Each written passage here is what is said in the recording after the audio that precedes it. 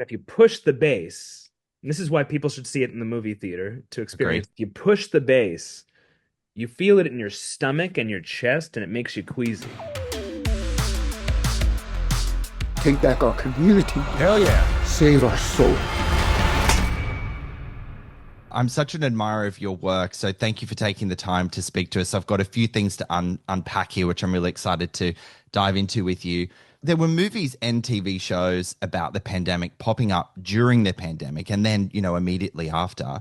But what does the benefit of hindsight give us now in telling these stories? It's funny, I know that there is like that we do have some distance on it now, but I started writing it while it was happening. I started Mm, writing it at the end of May, early June 2020, and the DNA of the film has not really changed. So if anything, a big part of this project was to not be doing this too far in hindsight, to not have this be like a retrospective thing. I wanted to talk about the environment that we're still living in. And I just felt like that project is a hard thing to achieve because everything is changing all the time. And I think ways of kind of handling that in art, because things are always changing, is to create these like analogous situations and like an app that's like Facebook or an app that's like Twitter, yeah. and a situation that's like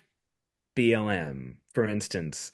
Mm, And I felt like I wanted to be more direct than that, mm, and that the only way to do that would be to do it as a period piece and to choose a week that would probably not be irrelevant later. yeah. Again, I'm making it sound very strategic, but this did just kind of strike me in Yeah. early June as like this moment, whatever happens tomorrow, and and something distinct was in the air. It felt like violence was coming one way or Yeah. another, whether it was tomorrow, in 5 years. I just felt like whatever happens, this moment will not be irrelevant. Well, your film would certainly will never be irrelevant because yes, it's of its time, but it also is timeless because of the themes that you're exploring in it as well. You're a master at building tension in your films and making us feel so uncomfortable. And that's especially true in Eddington because it is a mirror up to the audience most of the time. But why a Western? Why did you want to sort of play in that space? I have a lot of answers to that. I grew up in New Mexico. I've always wanted to make a film in New Mexico. Just that terrain lends itself to a Western. That's Yeah. the least interesting answer. I'm very interested in the Western because it is the national genre, or it strikes me as that, at least in film. Mm, It's about the forging of new societies. It's about law versus lawlessness. It's about borders. It's mm, about, might versus right. What can one man achieve against a system, and it feels to me like we are living through the collapse of something, mm. and it feels like we're also on the cusp of something new and massive that is going to change us in ways that we can't even begin to fathom. And so we're standing on the edge of a new frontier, so to speak. So Absolutely.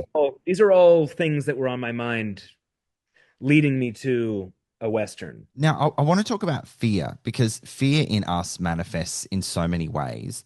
How did you want to explore the idea of fear in the DNA of your main characters? They're all people who feel that something is really badly wrong. Yeah. They know in their bones that something is wrong. And in that sense, they're all right. They're all correct. Yeah. But none of them agree on what that thing is. They're all looking at the world through different, strange, distorted windows. They've lost all trust in anything. The only thing they trust is what they feel in their bubble of certainty, right? Mm. And so it's about people who are siloed off from each other and who are, unreachable to each other because of that. Yeah. And it's about what happens when those people start colliding and what is the new logic that comes out of that, which then comes to grip all of them and push Mm. them deeper into their convictions and deeper into their paranoia. And Mm. then part of the project is that the movie becomes paranoid at a certain point as Yeah. well. Hell yeah. It really does. Oh God. The movie and the audience itself. I want to just dive a bit deeper into the character piece there. As uttered by Joaquin Phoenix's character Joe Cross in the movie, just don't make me think, post it. that moment represents an alarmingly growing sentiment in the online community who have no peripheral vision with what their own beliefs or opinions are. Do you think that's a battle worth fighting, or something we just need to acknowledge and then concede to? Yeah, I think it's a battle worth fighting, and I don't see any hope outside of that fight. Don't know how we win the fight, but Mm, I'm trying to get off my phone more and more. I feel like my mental health, my life depends on it, on extricating myself from yeah. this like system as much as I can. I like that line too. I find that it's a central line in the movie, and I would say we're living in this like achievement society where we're beholden to ourselves, and to work in this system we have to be constantly present, constantly outdoing ourselves. We're all self-exploiting, Mm, and people are exhausted. I've heard people like call the movie nihilistic, and I don't feel that way. I feel like I hope that the movie on some level feels heartbroken. mm, I mean, it should be fun. It's a comedy, but I would say there's a tendency right now to retreat more and more into the past, whether that means into nostalgia or mm. even into trauma, right? Finding reasons in the past for where we are now. That feels nihilistic, to not even look at the present. And God forbid we look at the future, which is a very hard thing to look at right now because it's hard to believe in it. It's terrifying enough to look one step ahead, let alone two or three.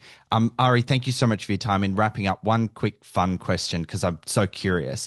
Why Firework by Katy Perry blasting on the speakers at Ted Garcia's fundraiser? What was it about that song choice? Because it's funny. Yeah, it's hilarious. And also because I needed a song that felt like the culture. It had to be a song that everybody knew Yeah. and almost too well.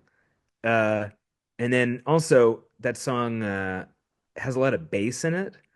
And Mhm. if you push the bass, and this is why people should see it in the movie theater to Agreed. experience. If you push the bass, you feel it in your stomach and your chest, and it makes you queasy. At that point in the movie, we're with Joaquin Phoenix's character, Joe Cross.